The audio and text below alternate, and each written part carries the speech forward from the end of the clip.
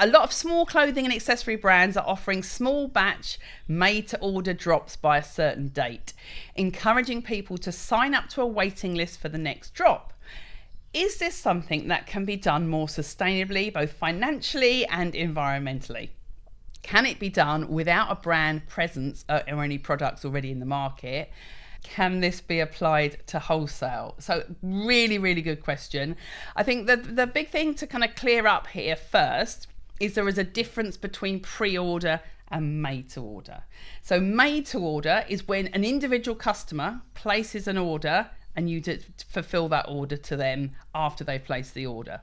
Pre-order is whether you have a set window of time, you gather orders from people and then you deliver it all at once. So they have a set period of time when they have to order from you. Ideally, you get lots of orders in that time and then you make it and deliver it. So the great advantage of doing either of these methods is that there's no waste. You don't pay for your production up front, so it's great for cash flow. If you're doing a size product, there's no guessing about what sizes you need to order, what sizes people are going to want, because you're making to the sizes that they've ordered. And it also, if you're doing the pre-order method, it works on the fact that there's scarcity, because people know if they don't order it in that set time, in that set window, they may never see that product again. And there's that sense of urgency that they're not going to look at it and think, oh yeah, I'll buy that next week, because they know they've got a set window, if it's a pre-order, in which they can order it. And usually that's anywhere between like a week, 2 weeks, 4 weeks. And a lot of the this is how the crowdfunding platforms like Kickstarter, that's how they all work. They all work on a pre-order basis. Okay. Now, pre-order, yeah, so it sounds like it's the dream business model. No waste, it's sustainable. You haven't got to pay your manufacturer until you've ordered the products. However, the drawback is, not necessarily the drawback, but if you're a startup, and what you need to know is you really need to have your marketing sorted out, because you need to have a big enough audience when you open that pre-order window that they're raring to go, they're ready to buy from you and ready to place those orders. So if you don't feel confident about marketing, then a pre-order model may not be the way for you to go. But that being said, at some point, if you've got a product-based business, you're going to have to focus on the marketing anyway. So it's just that it's the pre-order model is flipping it on its head, whereas you're not ordering the product, getting it made and doing the marketing to sell it. You're doing the marketing up front and you're building up that audience. Some people call it building in public. We've got a couple of people in our in the accelerator, and some people I've worked with in the past who've worked on a pre-order model on a pre-order basis, and it can work really well.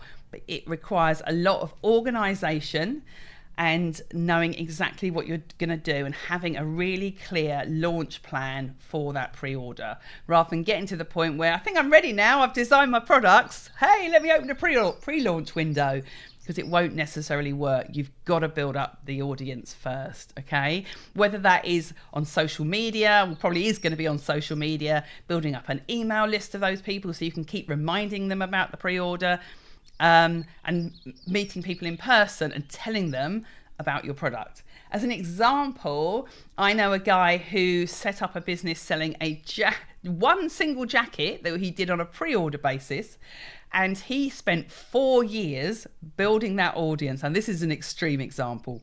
He spent 4 years building up that audience. Every time I met him at an event or anywhere, he was talking about that one jacket. When he eventually launched the jacket, and it was a high price product. It was a £500-600 jacket. He sold out in, I think it was something like 15 minutes, several hundred pieces. But he'd spent 4 years, and I say this is an extreme example, building up to that point where he was ready to launch.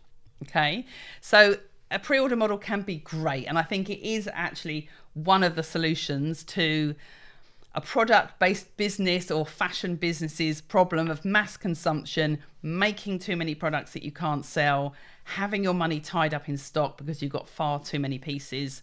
So it is great, but you really do need to have your ducks in a row when it comes to your marketing plan and your marketing efforts. And actually in our accelerator, I'm constantly banging on about the marketing, because you could have the best product in the world, but if you don't know how you're going to sell it, then there's just no point. You may as well pack up and go home. You've got a hobby, not a business. You've got to be focused on the marketing as much as you're focused on the product development.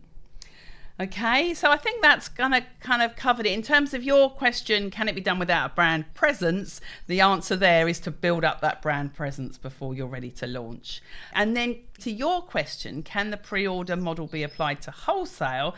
Actually, what a wholesale model is a pre-order model, because you're showing, say you're doing a trade show, a business to business trade show to show your products. You're showing the samples in effect to the buyers at the trade show, and they are ordering your products from you, and then you're placing the order with your manufacturer. So the whole Fashion Week model originally was built on a pre-order model. The garments go down the catwalk and the buyers come and watch the show and they order the products for the following season. So that is all done on a pre-order basis. It's just that a lot of businesses now have got used to online selling and selling, having the products in stock. Or if you've got a store, you've got to have the products in stock. I think pre-order is much more the way the industry is going. One of the things you do need to bear in mind is you've got to find a manufacturer who, like, you can't suddenly turn up at a manufacturer's door and say, hey, I've got my pre-order in now, can I place the order as well? You've got to really plan your production and take your manufacturer with you along that journey, so they know what your plans are and they know when it is that you plan to launch. Okay, I've got a lot more that I could say about pre-order. I've actually written quite an extensive article about it on the Make It British website. I'm going to plop there's the link for that article. So if you can follow that link, pin it, save it somewhere, come back to it, because I went into great depth there about examples as well, case studies of businesses that we've worked with that have done a pre-order model.